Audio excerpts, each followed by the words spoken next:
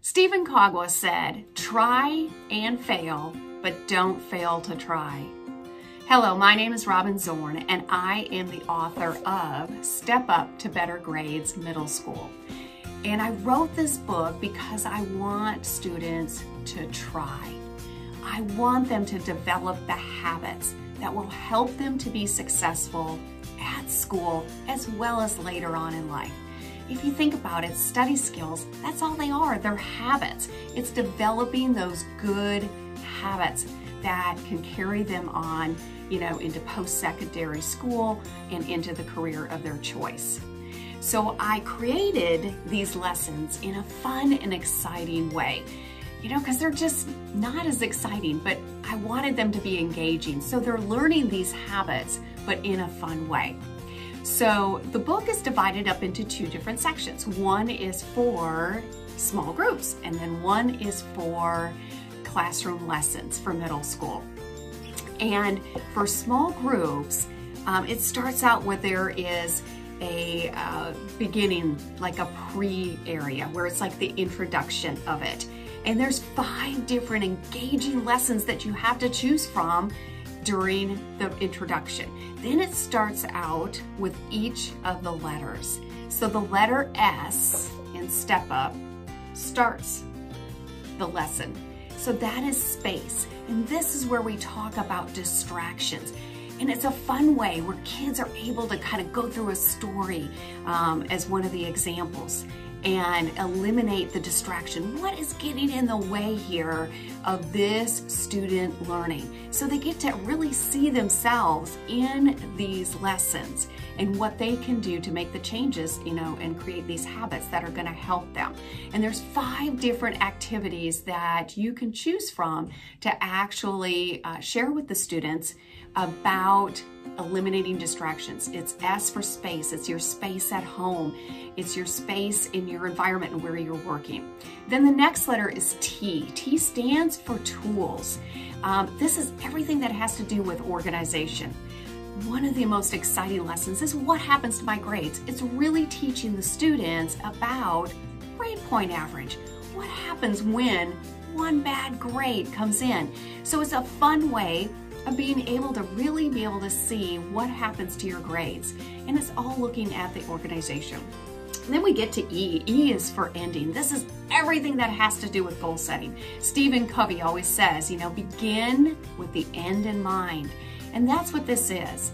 So this is where they can learn about goals, SMART goals. But it's also, one of the lessons talks about putting your rocks in first, the big rocks. What are the big things that you have to do? If you take a jar and you've got all these different kinds of rocks, everything from big rocks to down to the itty bitty pebbles in water, which one should go in first? It's learning how to do that, because that's something you're going to have to do later in life, okay? The priorities. If you start with the water or the little rocks or the pebbles, you're not going to have enough room for the big rocks. And then we go into P, and P is for paying attention, okay? Some of the fun activities that I like to do is which one? You could have them do an activity where they have to actually think about 4 things.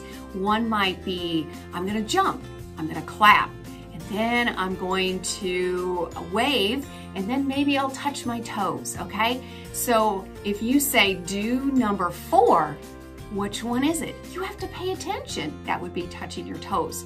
So there's a difference, about paying attention, and that's a skill, that's a habit that's really important for students. All right, and then the next one is U. It stands for understanding directions. There's written directions and there's oral directions, and it's very important. Remember, oral directions, you have to use your ears, but written directions, you use your eyes. And that's what's important. So there's all different kinds of things that you can do. And there's 8 different activities that you can do in following directions, the understanding directions. And so one of them that I love is a job application. What if you have a job application? You got to fill it out. They're going to be looking at, are you following the directions? Did they ask last name first name, second? Did they want you to use a certain colored pen? a certain ink. And I know lots of things are done online, but that's the thing, is you need to follow directions. So that's a fun activity that is about real life. And then the last one is P for practice. That has to do with all the study strategies. We always think about, well, study. Well, how do I study? That's the thing, is you need to learn how to study, and these are strategies. And there's 7 different lessons that you can teach with that. So if I were to recap, so the intro, there is 5 different lessons. Then you have S for space. There's 5 different lessons that you can choose from there. Then you have T. There's 5 there that you can choose from. You get to E for ending, for setting goals. There's 9 that you get to choose from there. For paying attention, there are 6. And then for understanding directions, there's 8, and for practice, there are 7, okay? And then there's a follow-up. There's a few lessons there for you to choose from as well. And then what's cool about this book is there's 4 different classroom lessons that you get to choose from, okay? And I term them in like things that you could actually teach in a lesson in a unit so that you could assess them.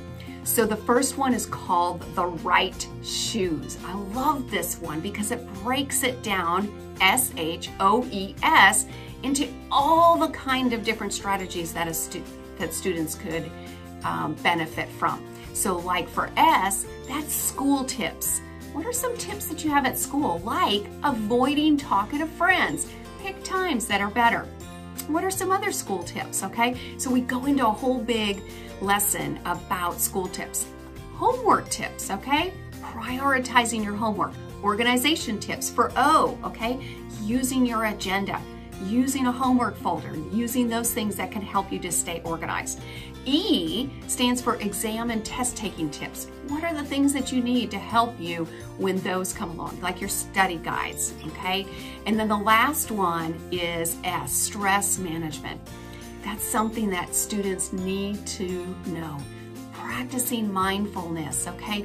Being healthy about what you eat, exercising, because that's all gonna help you at school. Okay, so that's the first lesson that's included. The next one is talking all about getting organized. And then the next one is practice makes perfect. And the last one is learning styles, because we all learn differently. We could be an auditory learner, a visual learner, or kinesthetic, which is hands-on, okay? So if you're wanting something to engage your students and to help them get excited about these skills and these habits that can help them for the rest of their life, try out Step Up for Better Grades Middle School. Thank you.